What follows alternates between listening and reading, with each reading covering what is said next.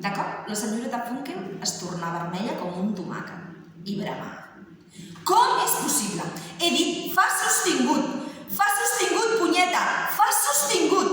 Que no saps què és un fa sostingut? Més que ruc. Això!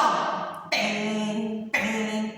I amb el seu índex, que després de decennis de fer classes de piano tenia la punta tan eixamplada com una moneda de 10 penics, tocava amb violència la tecla negra anterior al sol. Això és un fa sostingut! Això és! I tingué ganes d'estornudar.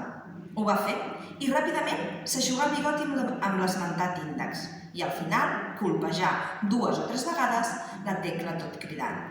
Això és un fa sostingut! Això és un fa sostingut!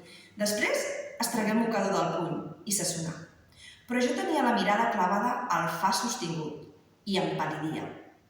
A l'extrem anterior de la tecla hi havia enganxats uns mocs viscosos i tendres, de la mida aproximadament d'un ungla, quasi del gruix d'una mina de llapis, recargolats com un cuc.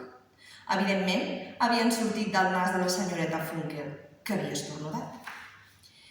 Del nas havien passat al bigoti, d'allí, que es netejà, a l'índex, i del dit a la tecla. Un altre cop, des del començament, rondinà al meu costat. 1, 2, 3, 4, i va començar a tocar.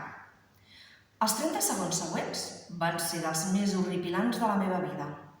Notava com la sang em fugia de les galtes i una suor freda em baixava per la nuca. Els cabells se'm van posar de punta. Tenien les orelles alternativament fredes i calentes i per acabar-ho d'adobar no hi sentia. Com si m'haguessin tapat les orelles. Amb prou feines sentia l'agradable melodia d'Anton Diabelli, que anava tocant d'una manera mecànica, sense mirar la partitura. Després de la segona repetició, els dits m'anaven sols. Tenia els ulls ben oberts i fixos a la fina tecla negra anterior al sol, allà on hi havia clavades les boles de mocs de Marie-Louise Funkel. Encara em queden 9 compassos. Encara en queden 6. Era impossible tocar la tecla sense posar el dit enmig d'aquella porqueria.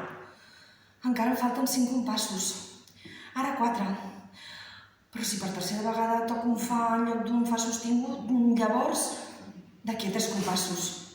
Oh, Déu meu, fes un miracle, digues alguna cosa, fes alguna cosa, que vingui la fi del món, destrossa aquest piano, fes recular el temps perquè no hagi de tocar aquest fa sostingut.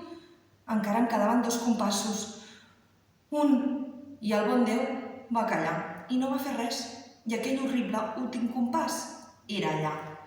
Consistia, prou bé, ho sé, en 6 corxeres que baixaven de re a fa sostingut i anaven a parar a una negra, un sol. Els meus dits anaven ensopegant amb aquelles corxeres com a l'infern. Re, do, si, la, sol. Ara fa sostingut, i amb la més clara consciència del que feia, amb tota la meva valentia, vaig tocar un fa. Vaig haver de treure de seguida els dits del teclat, perquè la tapa del piano va petar immediatament després, alhora que la senyoreta Funkel feia un bot al meu costat com moguda per un resort. Ho fas expressament, em xisclà amb una veu de falset tan estrident que malgrat la meva sordària em retonyia pel cervell. Ho fas expressament, moc miserable, nano fastigós i podrit, merdós desvergonyit! I començà a enfuriaçar-se i a caminar amb moviments pesats i salvatges al voltant de la taula del menjador, que era al mig de l'habitació. I quan anava colpejant amb el puny, cada 2 paraules. Però jo no em deixo prendre el pèl. Em sents? No t'imagines que em pots trepitjar així com així. Telefonaré a ta mare. Telefonaré al teu pare. Els diré que et mereixes una bona pallissa, tan forta que durant tota una setmana no puguis seure. Els diré que durant 3 setmanes seguides no et deixin sortir de casa i que cada dia et facin estudiar 3 hores seguides l'escala del so major i la del re major i també la del si major.